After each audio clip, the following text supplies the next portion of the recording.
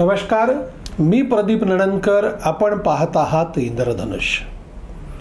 बघा, शेतमालाचे भाव जे पडत आहेत ना, ते इतक्या मोठ्या प्रमाणावर भाव कमी होत आहेत की त्याचा फटका शेतकऱ्याला प्रचंड बसतोय.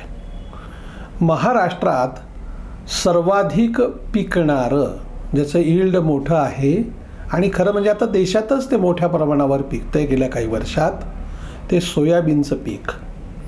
आणि ह्या सोयाबीनला गेल्या 3 वर्षात उतरत्या क्रमानं भाव मिळतोय. 2021-22मध्ये 6,500पर्यंत भाव होता. त्या वर्षी 10,000पर्यंत भाव गेला होता, पण उतरलेला भाव हा 6,550पर्यंत होता.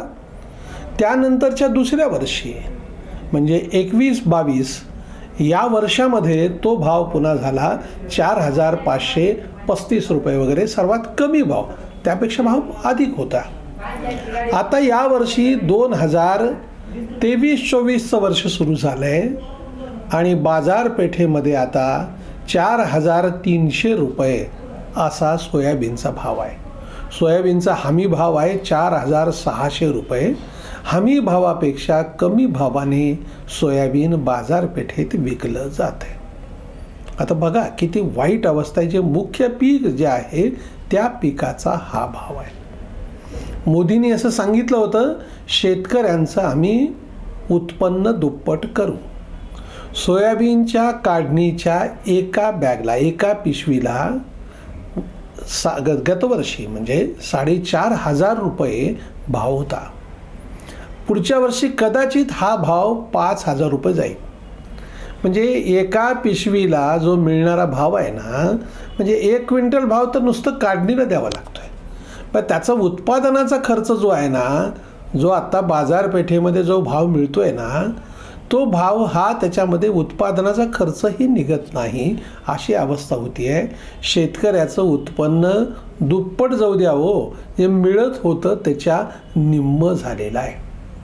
आता बघा देशातली परिस्थिती आता काय होतं आहे की संपूर्ण जगभरामध्ये सोयाबीनचं बंपर पीक येत आहे. यावर्षी सोयाबीन सगळीकडेच, अगदी अर्जेंटिना असू दे, अमेरिका असू दे, असं म्हटलं जातं आहे की सोयाबीनचं पीक हे जे आहे ना, यावर्षी 300 लाख टन हे जगाच्या गरजेपेक्षा अतिरिक्त होणार आहे.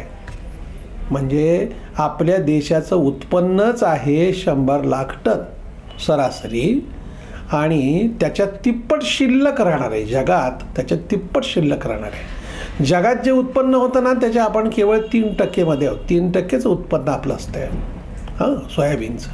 आता ही झाली सोयाबीनची अवस्था, कारण जगात अतिरिक्त आहे.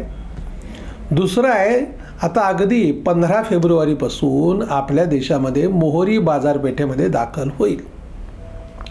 या मोहरीचं गतवर्षीचा स्टॉक आहे, कॅरी फॉरवर्ड स्टॉक आहे 15 लाख टन, आणि नव्याने केवळ 31 लाख टन हा कॅरी फॉरवर्ड स्टॉक राहील. इतकं बंपर पीक मोहरीचा राहणार आहे.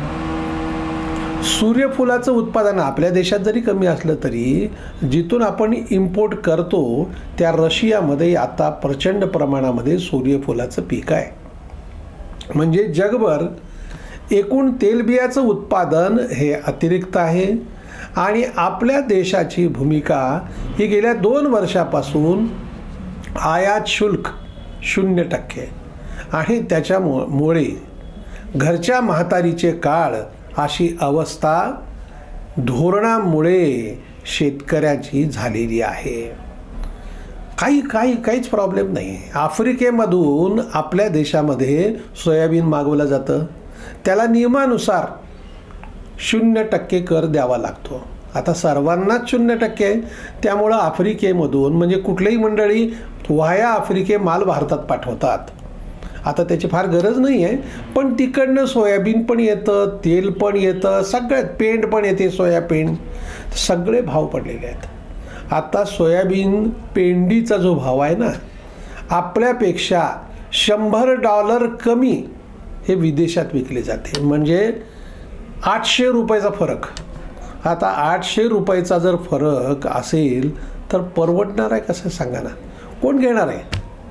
म्हणजे हे 800 रुपयाचा 10 किलो पडतो हो. $100 म्हटल्यानंतर ते जातं 8,000 रुपये. इतका मोठा फरक जर असेल तर आपण एक्सपोर्ट कशी करणार? आणि कुठल्याच गोष्टीचं, आणि निवडणुकीचं वर्ष आहे, सर्वात महत्त्वाचं म्हणजे निवडणुकीचं वर्ष असल्यामुळे सरकारला हस्तक्षेपच करायचं नाही.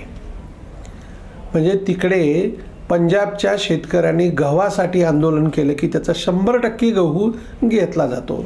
हरियाणातल्या लोकांनी सूर्यफुलाच्या संबंधामध्ये आंदोलन केलं की सगळं सूर्यफूल हमीभावाने खरेदी केलं जातं. पण आमच्याकडचा सोयाबीनचा शेतकरी संघटित नाही, तो विखुरलेला आहे. ऊस उत्पादक शेतकऱ्यांच्या मागण्या मान्य होतात, त्यांच्या मागण्याकडे लक्ष दिलं जातं, पण सोयाबीन उत्पादकाच्या मागण्याकडे लक्ष दिलं जात नाही. किती तुम्ही बोंब मारा, काहीही होत नाही. आता अवस्था ही शेतकऱ्यांची दिवसेंदिवस ही अगदी चिंता करण्यासारखी आहे. पण याच्यात केवळ शेतकऱ्याला फटका बसलाय का? अनेक जणांनी, छोट्या मोठ्या व्यापाऱ्यांनी 2 वर्षापूर्वी सोयाबीनवरती जो भाव होता त्या भावात आणखीन भाव वाढेल म्हणून बँकेकडून कर्ज घेऊन गोदामात ठेवलं. 2 वर्षात त्याची अवस्था अशी झाली की दररोज भाव कमी व्हायला लागले. आता बँकांनी त्यांना सांगितलं की 30 दिवसाच्या आत तुम्ही सगळे पैसे भरा, अन्यथा तुमच्या मालाचा लिलाव करून आम्ही पैसे भरून घेऊ. म्हणजे व्यापारीही अडचणीत आहे. जेव्हा मालाच्या एकूण किमतीच्या 70% कर्ज दिलं होतं, आता त्या 70% घेतलेल्या म्हणजे एकूण कर्जाची आणि शेतमालाची किंमत पुन्हा कमी झालेली आहे. चोहूबाजूनी शेतकरी अडचणीत येतो आहे. पण शेतकऱ्यांचे जे भाव दिले जातात त्या भावाकडे आपल्या देशातल्या कोणाचंही लक्ष नाही. आरक्षणाचे प्रश्न असतील त्याच्याकडे लक्ष आहे, रोज काहीतरी नवीन आंदोलन होतं तिकडे लक्ष आहे. शेतकऱ्यांच्या प्रश्नाकडे कोणाचंच लक्ष नाही. आणि त्यामुळं रब्बी हंगामालाही भाव नाही, यावर्षी उत्पादन कमी आणि भाव कमी, आणि भांडवली खर्च मात्र वाढलेला. त्यामुळे शेतकऱ्यांचा चांगला फटका बसतो आहे. शेतमालाचे भाव ठरवणारी जी समिती आहे, ह्या समितीमध्ये काम करणारे कृषी मूल्य आयोगाचे पाशा पटेल हे मात्र आपल्या देशातल्या वेगवेगळ्या राज्यामध्ये सोयाबीनचं एकूण उत्पादन खर्च त्याची तफावतच जवळपास 4,000-5,000 पर्यंतची आहे. त्या सर्वांचं एकमत करण्यासाठी मी प्रयत्न करतो आहे. जोपर्यंत ते होणार नाही तोपर्यंत भाव वाढता येणार नाही, असं अगदी बुद्धिमान उत्तर त्यांनी देऊन टाकलं आहे. कारण काय आहे की करायचं काहीच नाही आहे, आणि यावेळेला या परिस्थितीमध्ये मी काही करू शकत नाही असं म्हणण्याऐवजी मी काय करतो आहे हे दाखवण्याचा त्यांचा प्रयत्न आहे. दुर्दैवाने शेतकऱ्यांच्या बाजूने कोणी नाही. राजू शेट्टी हे फक्त ऊस उत्पादक शेतकऱ्यांचे नेते. एकटा रविकांत तुपकर बिचारा धडपडतोय, लढतोय, पण त्याची ताकदच नाही आहे. आणि अन्य सगळे शेतकरी हे संघटित नसल्यामुळे शेतकऱ्यांच्या प्रश्नाकडे बघा. आता इतकं सगळं झालं असतानाही मध्य प्रदेश, राजस्थान या ठिकाणी भाजप पुन्हा सत्तेवर आलाच की नाही.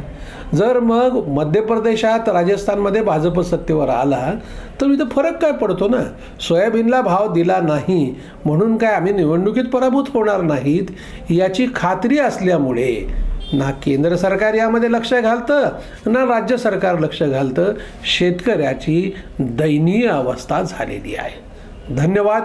आपल्याला हा जर व्हिडिओ आवडला असेल तर तो लाईक करा, फॉरवर्ड करा व सबस्क्राईब करा.